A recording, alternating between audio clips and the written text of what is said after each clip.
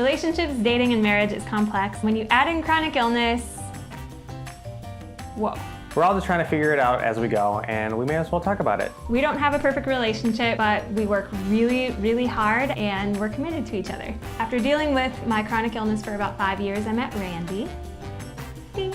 On August 19th, 2017, we got married. Yay! Yes! What little we know of marriage, we're willing to share. We definitely have learned our fair share of lessons with dating. We don't know it all, but the things that we do know, we want to share with you guys. Okay, you ready? Yeah, I'm so ready. Okay. Do it. Okay. Yeah, go. Question 1. At Lady Lauren Elizabeth from Instagram asks, how did you meet? We met through mutual friends at church. I was like, I should meet that young lady. I just knew you were funny. Oh. I was like, is this guy too goofy?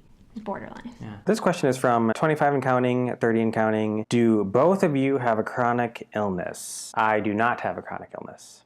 I do. How old were you when you met one another? Ooh, good question. I was, I think, 30. I was 25, almost 26. I feel like I was old. Well, you are old. I am old. I will I'm forever getting be older as useful. we continue this video. Yes. This question is from Nelson Natalie. Did your relationship begin more as friends or was it romantic from the start? I saw Anna and I knew I wanted to date her somehow. I did not view you as a friend at any point. I didn't waste any time. It was really refreshing compared to guys who are like, hey, wanna hang out? Okay, this one's from @HaleyRose. Did Randy know you had a chronic illness when you met? I think I vaguely knew. I didn't know that. I didn't actually know if it was still like happening. You didn't know like if I was still sick or Yeah. if it was like a passing thing. Totally. Or... I don't know if it was like a thing that happened in your past or Interesting. not. Yeah. I'm learning so much. What were you looking for in the man that you would marry? I was looking for a guy who was funny, a guy who's handsome, let's just say it, really strong faith. Because I have a chronic illness, I need to be with somebody who's gonna be a good caretaker, faithful, loyal, consistent. If I got well tomorrow, it'd be great to be with that kind of a guy anyway, and somebody I could laugh with. And she found none of that in me. I found actually none of that. None of that has been fulfilled. Anna, after you got sick with your illness, had you dated other men before meeting Randy, or was he the first guy you dated while being sick? He was not the first guy I had dated while being sick. I had actually dated a couple other guys. It's given me some good perspective. Some of these guys handled those situations really beautifully, and then other situations where it was like, ooh, that is maybe not compatible. Randy, had you dated other women with chronic illnesses before meeting Anna? Absolutely not. Or if they did, they never told me. So, yeah. Secret Secret illness, but no. Next question is from @TheLifeOfMe, Smiley McGee. Did you feel like your chronic illness made you a less appealing girlfriend? Like you didn't want to burden someone with your illness? Yes. I did. Really early on when I was sick, I definitely questioned, is it even fair for me as somebody who's sick to come into a dating relationship? And kind of the longer that it went on, I thought, this is not who I am. I'm not just sickness. I have a lot to offer. I'm more than this. And I still want love. I still want to love someone. I still want to be loved. I couldn't have found that in you. I think I had to kind of figure that out on my own. And when I got to that place, I haven't dealt with that since. This next question is from @LawrenceHopeAnchored. What was your reaction when you learned about Anna's illness? How did you feel? You have an illness? My reaction? Do you remember? Because I remember. Actually, I don't remember my reaction. Let's talk about it. Ooh, I do remember my reaction Yeah. when you told me. I told Randy on our first date. She came out of the gate like really I hot. really did. I wasn't wasting anybody's time. This is who I am. I have a lot of great things going on. By the way, I'm sick. Let's see if you're a good fit. It was also kind of to protect myself, I think. Yeah. Because if that scares him away, I don't want him. Well, it sort of protects myself Totally. too. So That's by coming exactly- in, I was like, what are you gonna do with that? That was exactly it. And he just owned it. I basically wasn't having any of it. I said, I don't think you need to live your life with warning labels. And that was my response to her saying that she was sick. Whoa. Which is my way of just saying like, that doesn't matter to me. So I just called her out. It was very attractive. Glad it worked out. Yes. This one's from Lena Christine. How or when do you tell someone you're dating about your illness? One of my biggest struggles when starting to date someone is finding the right time to tell them about my illness. I don't want to bring it up on a first date, but I don't want to feel like I've kept a big secret if I don't tell them for a while. I get it. You don't want to seem like, surprise, I have a chronic illness. On the other side, I don't want to like take her to a restaurant if she has a weird food allergy or Totally, something yeah. and like totally screw it up either. It goes both ways. You don't have to put every card on the table Yes. about your life, but something like that I think is important. If it was me, I'd rather know early on. You kind of have to figure out what works best for you, what you're most comfortable with. Every relationship is different. I think there are some other questions that you should ask yourself. If roles were reversed, if you were the healthy person, when would you want to know? Also ask yourself, are there actual benefits to waiting to tell somebody? Or are you just letting fear kind of call the shots here? It's also good to think about the communication. What tone do you want to set for the relationship? Choosing to talk about really challenging, kind of unpretty things early in the relationship, it's going to set a tone. In our relationship, we talk about things and we talk about hard things. We communicate through it. It's scary to share something like that because you're afraid of the consequences of what you're sharing. There are guys who are not going to be afraid, and there are guys who are going to say, I'm not a good fit. If you tell somebody that you deal with chronic illness and they run for the hills, bye. Who has time for that? Honestly, better to find out sooner. Not everyone is cut out to be an incredible caretaker, and that's okay. Let's let those guys go. Forget like, oh, I scared him away. That's not the kind of guy who's going to be able to like be there for you in the hospital. He's not the guy for me. He's not going to be a good partner to me. If he runs for the hills, to quote the great Beyonce, to the left, he is not the guy for you. Trust. All right, next question. How do you explain the extent of your illness without completely freaking them out? Great question. That is a good question. What would have freaked you out? Spare some of the details. Let them know that you have an illness. Kind of leave it up to the other person. Pass the ball. If they're asking you questions, it's because they want to know. You can be honest, but just, social awareness, gauge what you feel is appropriate to share, what you're comfortable sharing. That's huge. But if you want to know more, you'll ask questions. Yeah. There you have it. At Mary Lindsay asks, how do you explain to your date that sometimes going out for a night can make you so exhausted that you're in bed the next day?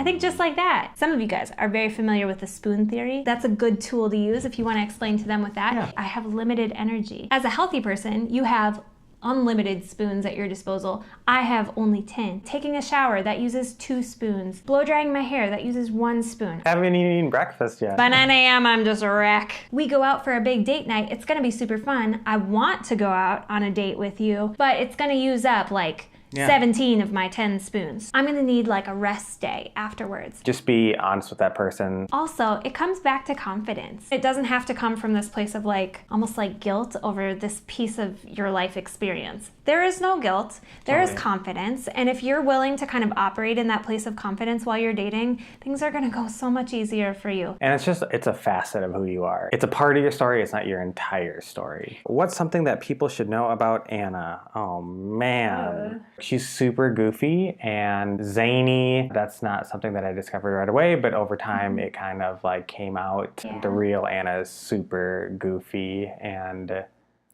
Zany, apparently. really zany. Zany. She's really a wild lady. Yeah. How do you meet people, friends, potential more than friends, when you have an illness? I'm stuck in the house most of the time and have a really hard time knowing where to focus my energy to meet new people. Can I say something first? It's okay to just know yourself and have the self-awareness to go, I'm not really well enough to be dating right now. If that's where you're at, great. Know that about yourself. It is exhausting. Dating is very tiring. So if you're not in that place, live your best life. You do you, boo-boo. You put on some stretchy pants, watch some Netflix. All right. She's asking where to meet people. Yeah, okay. You're not all gonna right. meet people So if in you do stretchy want to pants meet with a people, pint of ice cream. think about what things are really important to you, like what values are really important to you, and then think about where would I find people who have those kinds of values. Church is where a lot of our friends got to know each other, met, fell in love. It's not the only place. Yeah, places of interest, Yes. common interests. Neither of us ever did online dating, but I was very open to it. That can be a good way. Bring the world to you. Bring the world to you, girl. Yes. Guy.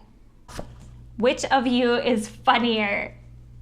I think Randy is. Guys, I think Randy Guys, is. why would you even ask this question? I'm goofier in private.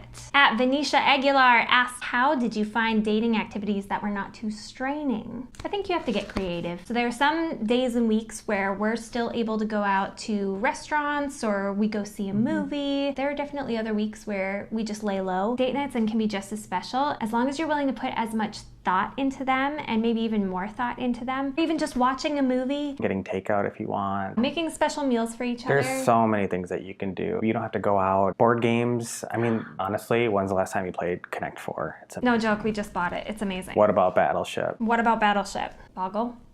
Boggle.